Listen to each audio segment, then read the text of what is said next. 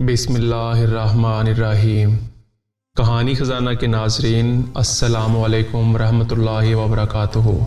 ناظرین، آج کی ویڈیو میں ہم اس عظیم ہستی کی زندگی کے بارے میں بیان کرنے جا رہے ہیں جن کے بارے میں حضور اکرم صلی اللہ علیہ وآلہ وسلم کا ارشاد پاک ہے، اگر میں کسی کو خلیل بناتا تو ابو بکر کو خلیل بناتا۔ آپ رضی اللہ تعالیٰ کا شمار عشرہ مبشرہ صحابہ میں ہوتا ہے جن کے بارے میں قرآن پاک میں اللہ تعالیٰ کا ارشاد پاک ہے، جن لوگوں نے سبقت کی یعنی سب سے پہلے ایمان لائے، مہاجرین میں سے بھی اور انصار میں سے بھی، اور جنہوں نے نیک کاری کے ساتھ ان کی پیروی کی، خدا ان سے خوش ہے اور وہ خدا سے خوش ہیں، اور اس نے ان کے لیے باغات تیار کیے ہیں جن کے نیچے نہریں بہتی ہیں اور ہمیشہ ان میں رہیں گے۔ یہ بڑی کامیابی ہے۔ ایک مرتبہ حضرت سعید بن زید رضی اللہ تعالیٰ عنہ نے لوگوں سے فرمایا کہ رسول اللہ صلی اللہ علیہ وآلہ وسلم نے ارشاد فرمایا 10 آدمی جنتی ہیں، حضرت ابو بکر صدیق رضی اللہ تعالیٰ عنہ، حضرت عثمان غنی رضی اللہ تعالیٰ عنہ، حضرت علی رضی اللہ تعالیٰ عنہ، حضرت زبیر رضی اللہ تعالیٰ عنہ، حضرت طلحہ رضی اللہ تعالیٰ عنہ، حضرت عبد الرحمن رضی اللہ تعالیٰ عنہ، حضرت ابو عبیدہ رضی اللہ تعالیٰ عنہ، اور سعد بن ابی وقاص رضی اللہ تعالیٰ عنہ، سب جنتی ہیں۔ ان 9 کا تذکرہ کر کے حضرت سعید بن زید رضی اللہ تعالیٰ عنہ خاموش ہو گئے اور 10ویں کا تذکرہ نہ کیا۔ لوگوں نے کہا آپ کو اللہ کا واسطہ ہے، ہمیں بتا دیں کہ 10واں آدمی کون ہے۔ حضرت سعید رضی اللہ تعالیٰ عنہ نے فرمایا تم نے مجھے اللہ کا واسطہ دیا ہے اس لیے بتاتا ہوں، سعید بن زید رضی اللہ تعالیٰ عنہ جنتی ہے۔ ایک مرتبہ ایک آدمی امیر المومنین حضرت علی کرم اللہ وجہ الکریم کے پاس آیا۔ اس کی ظاہری حالت پرہیزگاروں جیسی تھی جبکہ خباثت اور شرارت اس کی نگاہوں سے جھلک رہی تھی۔ اس نے حضرت علی رضی اللہ تعالیٰ عنہ سے عرض کیا اے امیر المومنین، اس کی کیا وجہ ہے کہ مہاجرین و انصار ابو بکر رضی اللہ تعالیٰ عنہ کو فوقیت دیتے ہیں جبکہ آپ رضی اللہ تعالیٰ عنہ مقام و مرتبے کے اعتبار سے ان سے افضل ہیں، آپ اسلام لانے میں بھی ان سے مقدم ہیں اور آپ کو ان پر کئی چیزوں میں سبقت حاصل ہے۔ حضرت علی نے اس شخص کی گفتگو کا مقصد بھانپ لیا اور فرمایا تم مجھے قریشی لگتے ہو۔ اس نے ہاں میں جواب دیا۔ حضرت علی نے فرمایا اگر تو ایک مومن کی پناہ لینے والا نہ ہوتا تو میں تجھے ضرور قتل کر دیتا۔ یاد رکھو ابو بکر رضی اللہ تعالیٰ عنہ 4 امور میں مجھ پر سبقت لے گئے، ایک وہ امامت میں مجھ سے سبقت لے گئے، دوسرے ہجرت میں، تیسرے غار ثور میں، اور چوتھے اسلام کی ترویج میں مجھ سے آگے بڑھ گئے۔ اللہ تعالیٰ نے اس آیت میں بھی سب لوگوں کی مذمت کی لیکن حضرت ابو بکر صدیق رضی اللہ تعالیٰ عنہ کی مدح فرمائی۔ ارشاد باری تعالیٰ ہے اگر تم پیغمبر کی مدد نہ کرو گے تو خدا ان کی مدد کرے گا۔ حضرت انس رضی اللہ تعالیٰ عنہ فرماتے ہیں کہ صحابہ اکرام مہاجرین و انصار بیٹھے ہوتے تھے اور ان میں حضرت ابو بکر صدیق رضی اللہ تعالیٰ عنہ اور حضرت عمر فاروق رضی اللہ تعالیٰ عنہ بھی ہوتے تھے۔ نبی اکرم صلی اللہ علیہ وآلہ وسلم ان کے پاس تشریف لے آتے تو حضرت ابو بکر صدیق اور حضرت عمر فاروق رضی اللہ تعالیٰ عنہ کے علاوہ اور کوئی حضور نبی اکرم صلی اللہ علیہ وآلہ وسلم کی طرف نگاہ نہ اٹھاتا۔ یہ دونوں حضرات آپ کی طرف دیکھتے اور آپ ان دونوں کی طرف دیکھتے، دونوں حضور نبی اکرم صلی اللہ علیہ وآلہ وسلم کو دیکھ کر مسکراتے اور حضور نبی اکرم صلی اللہ علیہ وآلہ وسلم انہیں دیکھ کر مسکراتے، کیونکہ حضور نبی اکرم صلی اللہ علیہ وآلہ وسلم ان دونوں حضرات سے بہت محبت کرتے تھے۔ حضرت عمر رضی اللہ تعالیٰ عنہ فرماتے ہیں کہ ایک موقع پر حضور نبی اکرم صلی اللہ علیہ وآلہ وسلم نے ہمیں صدقہ کرنے کا حکم دیا۔ اتفاق سے اس دن میرے پاس مال موجود تھا۔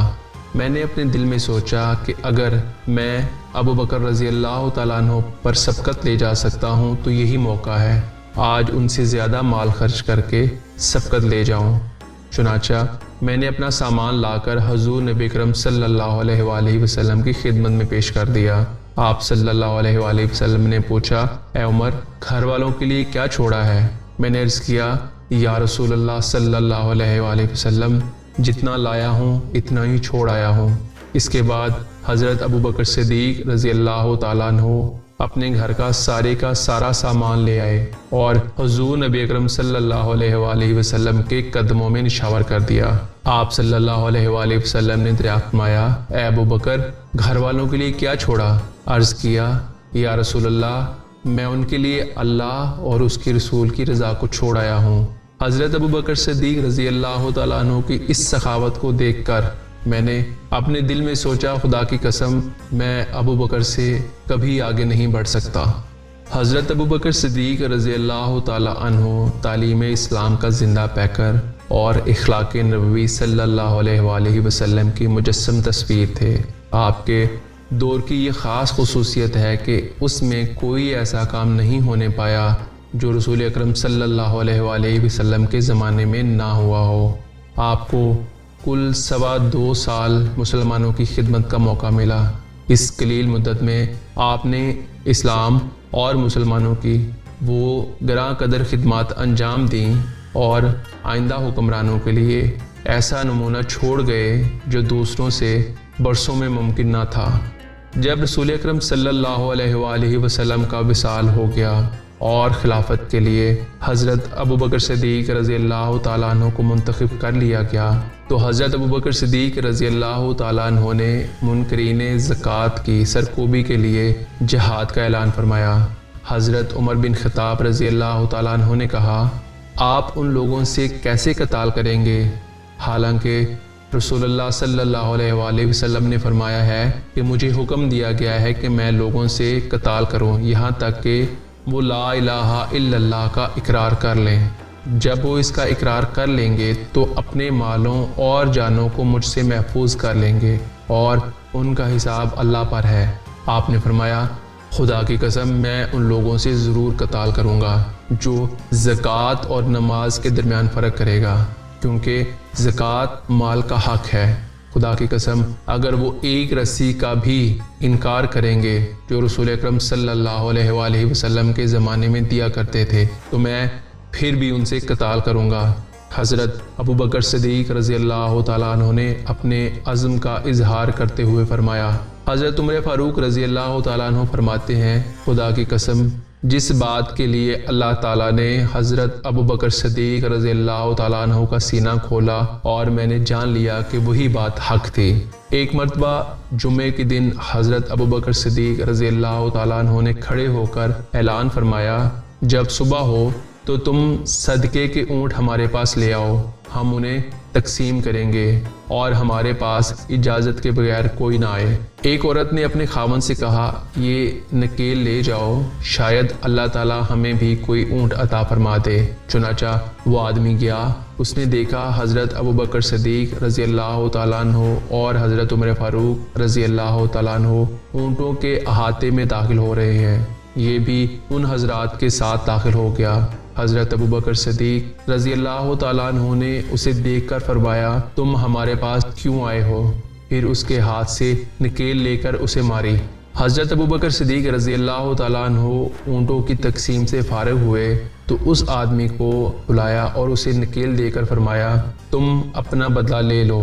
یہ صورتحال دیکھ کر حضرت عمر فاروق رضی اللہ تعالیٰ عنہ نے عرض کیا، اللہ کی قسم، یہ آپ سے بدلہ ہرگز نہیں لے گا۔ آپ اسے مستقل عادت نہ بنائیں کہ امیر تنبیہ کرنے کے لیے کسی کو سزا دے تو اسے بدلہ لیا جائے۔ حضرت ابوبکر صدیق رضی اللہ تعالیٰ عنہ نے فرمایا، مجھے قیامت کے دن اللہ سے کون بچائے گا؟ حضرت عمر فاروق رضی اللہ تعالیٰ عنہ نے کہا، آپ اسے کچھ دے کر راضی کر لیں۔ چنانچہ حضرت ابوبکر صدیق رضی اللہ تعالیٰ عنہ نے اپنے غلام سے کہا، تم میرے پاس ایک اونٹ، اس کا کجاوا، ایک کمبل اور 5 دینار لے آؤ۔ جب وہ یہ سب چیزیں لے آیا تو سب کچھ اس آدمی کو دے کر راضی کر لیا۔ انتخاب خلیفہ کی اہم ذمہ داری سے فراغت کے بعد حضرت عائشہ رضی اللہ تعالیٰ عنہما کو بلا کر فرمایا، میرے بعد بیت المال کا جو قرض میرے ذمہ ہے اسے ادا کرنا۔